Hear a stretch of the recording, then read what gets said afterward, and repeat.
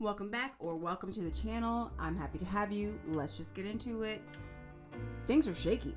They're a little confusing, concerning, not really sure what the plan is, but I don't think we're supposed to know the plan.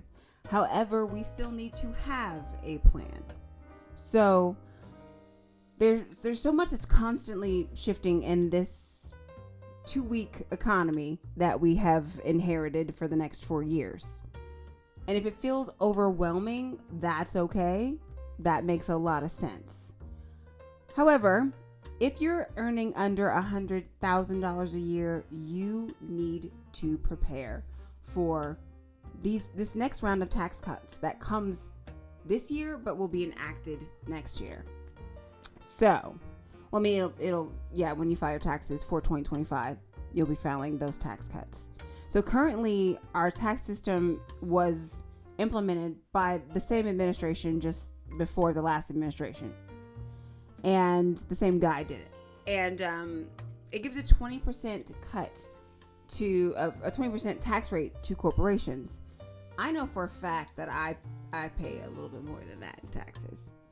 And it's supposedly going to drop to 18% for corporations that make billions and millions of dollars. And for people who make under 100K, according to this little ditty called PJ 2025, it's going to go up to like 30%, between 15% and 30%, depending on your tax rate. And if you have lived at any point in your life as lower to upper middle class, somewhere in there, you know how hard that hit feels of a 30% tax on your income.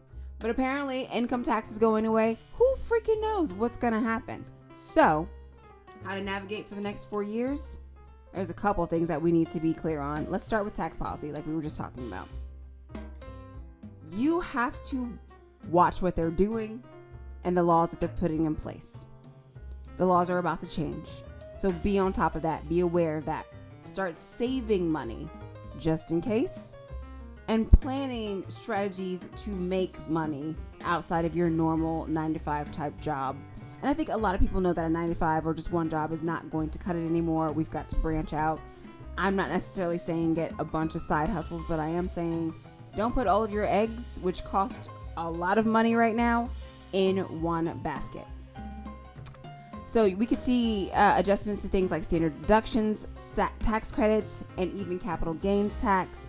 All these things will affect any investments that you are going to have, or you plan to have, or you do have currently. So please stay informed with all of that. If you have money coming directly out of your paycheck to go into your 401k or to go into any type of any type of investments that you might have, you need to be very, very clear about where it's going, how much money they're taking out of it. Just watch your money. Using a tax calculator would not be a bad thing if you don't really know. I don't know, so I'm thinking about getting one. I know taxes are a very hard thing to figure out. And it would be great if it's simplified, but if it's simplified, it seems like it's really detrimental to people who make less than $100,000, because that's what they're trying to do, simplify it. And if they're taxing your paycheck 30% and 18% to the top 1% of people, it doesn't seem very fair now, does it? Number 2, healthcare. Healthcare in this country is trash. I said it. It's terrible. But you need to pay attention if you have ACA, or Obamacare as it's lovingly called by some people. If you have ACA, the rollbacks for the ACA will start very soon. They've already said they're going to try to repeal it. Replace it with what? We'll find out. If you have private health insurance, it's probably going to go up. It's probably wise to keep yourself in the what's the care where you don't, like, it's the preventative care. Make sure you see all of your preventative care doctors. See everybody you need to see. Go ahead and set those appointments. Get in there. Go to the dentist, go to the eye doctor, go to the doctor, get it done. Go to the lady doctor, do everything you need to do. Those preventative care doctors, I don't pay a copay for. Luckily, I have private health insurance. so I don't have to pay copay for my primary care doctor as long as it's preventative care. But when I tell you the bills that I've been getting for a minor surgery I had not even surgery, an outpatient surgery that I had a couple of months ago, the bills they don't stop. It's ridiculous. Bill for everything. There's got to be a simpler way. If you have a HSA, health savings account, be careful with those, and the flexible spending accounts. Watch the changes to the contribution limits, because that's probably going to be a thing, and eligibility requirements too. Look into open enrollment periods. If you don't have health insurance, prepare that those may change or be restricted, or something might happen, so just be prepared for that as well. Number 3, budget for rising costs of living. It's very hard to do that if on the one hand they're taking extra money out of your paycheck, and on the other hand prices continue to go up, and I'm almost positive it's by design. So try your best to budget. What I have decided to do is grow as much as I possibly can. Now, I'm blessed enough to have the space to do it. Not everybody is. However, there are so many ways to grow food now, even in apartments. It's not, you can't have cattle, but you could have a lot of vegetables. I see people with a million plants. Turn those into vegetables. Fruit, vegetables. I said vegetables and fruit and whatever else you want to eat. Turn it, start doing, basil and garlic and, grow food. Grow food. If you recall, in 2020, one of the things they stopped letting us buy was seeds during the pandemic. They stopped letting us buy seeds. So, buy in bulk. Already, I'm going to Costco. Are you going to Costco? I'm going to Costco. So, buy in bulk from Costco. Coupons are a thing again. If you weren't coupon clipping before, get you some scissors.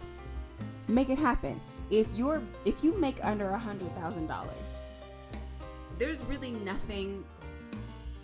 no way around budgeting for expenses, because they're just going to go up. Track inflation. And if you have to adjust your saving goals, do it accordingly. But track inflation. I already know that in the metropolitan city that I live near, rent is going up. It's going up. They already said it's going to be up by March, April. It's ridiculous. Number 4, get involved in local politics. I know that sounds crazy. I know, but it's necessary. It's necessary. If you don't like the laws, if you don't like the policies, if you don't like the way things are being done, get involved and do something about it. Get involved and do something about it. If you don't like the way things are being handled, get involved and do something about it. Sorry, I'm a mess over here.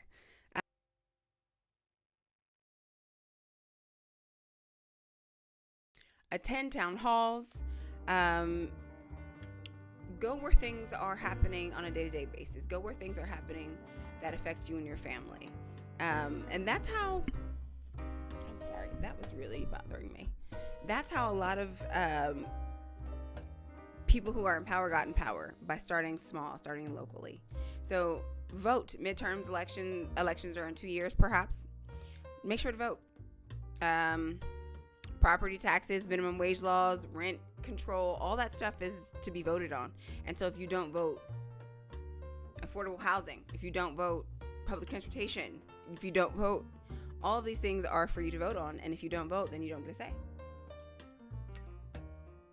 And then you can't complain. So shut up. Number 5, build your emergency fund. Okay? Hard for everyone, especially if you're living paycheck to paycheck. They're saying have 3 to 6 month worth of expenses and savings. It's almost impossible, considering everything costs more. Try to keep an eye on your high yield savings account if you have one. If you don't have one, get one.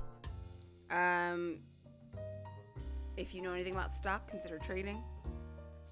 If you don't, consider learning. And watch the stock market too, because that's important. That's where they gamble. You know what I'm saying? You know what I'm saying. All right, number 6, invest in your career and skills. So trades are back, baby. Trades are back. If you've ever wanted to pick up a trade, go pick up a trade. They are back. And if you want to do stuff, if you're good with your hands, try upskill. Try to upskill your current position. If you know how to do things, and also talk to your managers, talk to your bosses. I want to learn XYZ. They're probably going to be happy to show you, happy to teach you, happy to put you in a better position. But online courses and certifications are amazing to boost your career. All right. So those are 6 key things to navigate the next 4 years in this political climate.